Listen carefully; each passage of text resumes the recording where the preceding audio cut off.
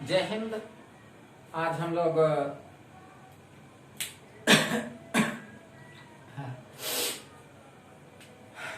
चिन्ह परिपाटी के अनुसार उत्तल दर्पण, अवतल दर्पण, इसकी वक्रता त्रिज्या और फोकस दूरी के बारे में बात करेंगे।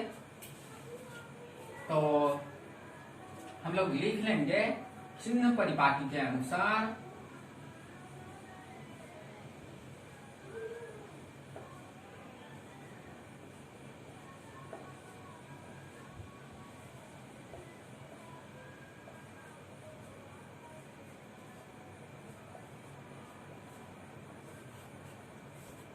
अवतल दर्पण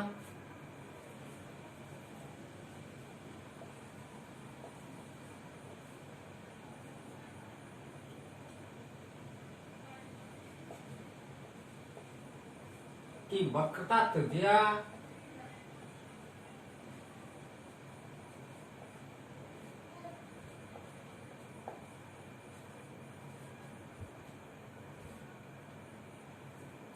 चिन्ह परिपाटी के अनुसार अवतल दर्पण की वक्रता त्रिज्या, जिसे हम लोग सूचित करते हैं किससे?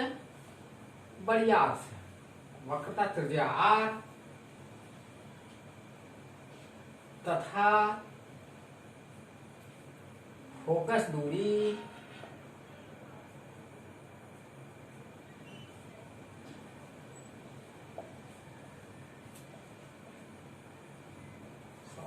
जिसे छोटी एफ द्वारा सूचित करते हैं। फोकस दूरी एफ ऋणात्मक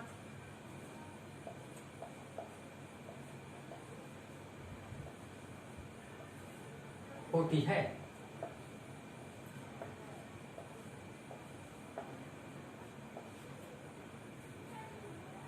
कि अवतल दर्पण की वक्रता त्रिज्या, यदि चिन्ह परिपाटी के अनुसार देखें तो अवतल दर्पण की वक्रता त्रिज्या और फोकस दूरी दोनों माइनस में चली जाती है। कैसे? तो अब हम लोग क्या करते हैं, अवतल दर्पण को बना लेते हैं और फिर चिन्ह परिपाटी का प्रयोग करके देखेंगे। अब देखिए, यह हमारा अवतल दर्पण है। इसके प्रधान अक्ष को खींचे। प्रधान अक्ष को खींचने के बाद जब हम चिन्ह परिपाटी के अनुसार दर्पण के ध्रुव को मूल बिंदु मान लेंगे, तो मूल बिंदु से इस तरफ अवतल दर्पण का परावर्तक सतह अंदर की ओर धंसा होता है, अर्थात इसका गोला जब हम निर्मित करेंगे तो ये इस रूप में होगा और इस वजह से इसका वक्रता केंद्र इधर होगा। तो हम लोग जानते हैं दर्पण के ध्रुव से वक्रता केंद्र के बीच की दूरी क्या कहलाती है? वक्रता त्रिज्या। तो यहां तक की दूरी हम ले लेंगे वक्रता त्रिज्या के रूप में। लेकिन दर्पण के ध्रुव से बाईं ओर ये दूरी किधर है? बाईं ओर है, इसलिए यह क्या होगी? अवतल दर्पण की वक्रता त्रिज्या की दूरी ऋणात्मक होगी, क्योंकि ध्रुव से बाईं ओर है। और हम लोग जानते हैं कि वक्रता त्रिज्या की आधी दूरी अवतल दर्पण की क्या होती है? फोकस दूरी होती है। तो आधी दूरी जब अवतल दर्पण की फोकस दूरी के रूप में होती है, तो यहां हमारा क्या? फोकस। और यहां से दर्पण के ध्रुव और फोकस के बीच की दूरी हमारी क्या हो गई? दर्पण की फोकस दूरी, अवतल दर्पण की फोकस दूरी। इस तरीके से ये भी ध्रुव के बाईं ओर है, इसलिए फोकस दूरी भी ऋणात्मक और वक्रता त्रिज्या भी ऋणात्मक। किस दर्पण के लिए? तो अवतल दर्पण के लिए।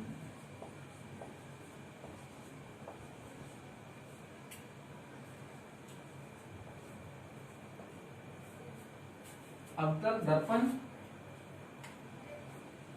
के लिए तो यह हमारी वक्रता त्रिज्या की दूरी थी और यह हमारी फोकस दूरी।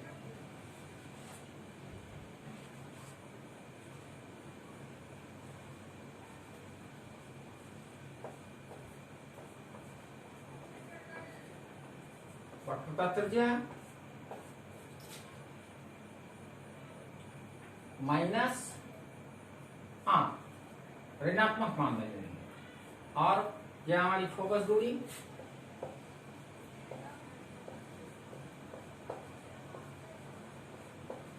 और फोकस दूरी को सूचित करने के लिए हम लोग छोटी एफ ले लेते हैं, माइनस एफ। तो इस तरीके से हमने देख लिया कि अवतल दर्पण की वक्रता त्रिज्या और फोकस दूरी ध्रुव से बाईं ओर होने के कारण क्या होती है, दोनों ऋणात्मक रूप में रहती हैं।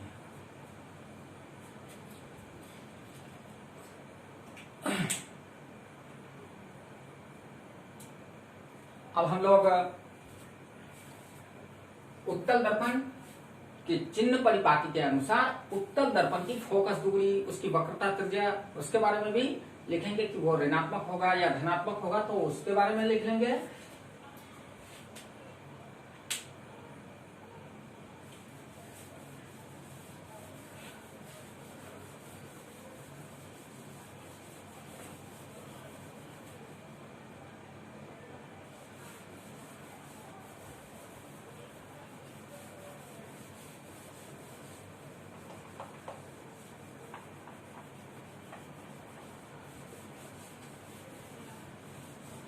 अब हम देखते हैं कि उत्तल दर्पण के बारे में लिख लेते हैं।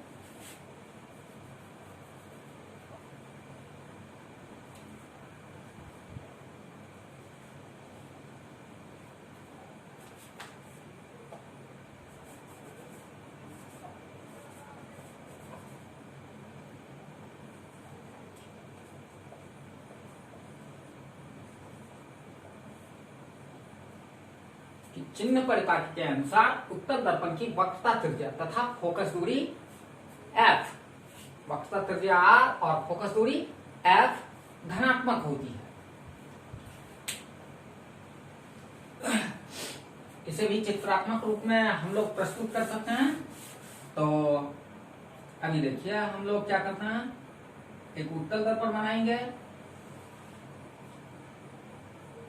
उत्तल दर्पण का परावर्तक सतह उभरा हुआ होता है और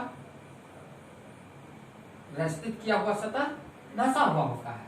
अब यदि हम इसको खोखले गोले के रूप में रूपांतरित करेंगे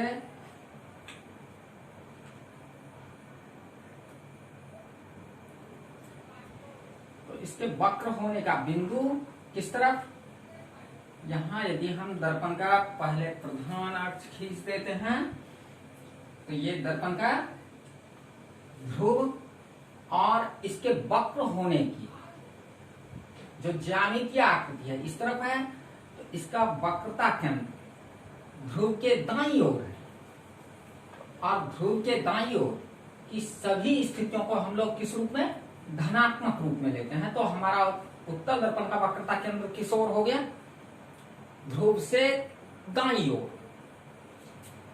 और फोकस यानी दर्पण के ध्रुव और वक्रता केंद्र के बीच की दूरी को हम लोग बोल देंगे वक्रता त्रिज्या। तो हम देख रहे हैं कि वक्रता के उत्तल दर्पण का वक्रता केंद्र ध्रुव से किस तरफ है, दाईं ओर है और उस दूरी को हम लोग किसमें, हमेशा धनात्मक रूप में लेंगे। तो वक्रता त्रिज्या यहाँ उत्तल दर्पण की वक्रता त्रिज्या किस रूप में, धनात्मक रूप में, प्लस रूप में। और हम लोग जानते हैं कि दर्पण के ध्रुव और वक्रता केंद्र के बीच की दूरी कितनी को हम लोग वक्रता त्रिज्या बोल देते हैं और वक्रता त्रिज्या की आधी दूरी पर दर्पण का फोकस मौजूद रहता है। अब देखिए दर्पण के ध्रुव और फोकस के बीच की दूरी क्या कहलाएगी, फोकस दूरी। और वो फोकस दूरी भी उत्तल दर्पण का किस तरफ है, दर्पण के ध्रुव के दाईं ओर है। तो उत्तल दर्पण का फोकस भी क्या होगा, धनात्मक, यानी वक्रता त्रिज्या और फोकस दूरी दोनों ध्रुव के दाईं ओर अवस्थित होने के कारण दोनों किस रूप में, धनात्मक रूप में। वक्रता त्रिज्या भी धनात्मक और फोकस दूरी भी धनात्मक। तो हमने देख लिया कि चिन्ह परिपाटी के अनुसार उत्तल दर्पण और अवतल दर्पण की फोकस दूरी के ऋणात्मक और धनात्मक होने के मान की अभिव्यक्ति को देख लिया, अध्ययन कर लिया। अब हम लोग क्या करेंगे कि गोलीय दर्पण के लिए, गोलीय दर्पण में वस्तु दूरी, प्रतिबिंब दूरी, गोलीय दर्पण की फोकस दूरी, इन तीनों दूरियों के बीच संबंध स्थापित करके हम लोग दर्पण सूत्र को क्या करेंगे, गोलीय दर्पण के लिए दर्पण सूत्र को स्थापित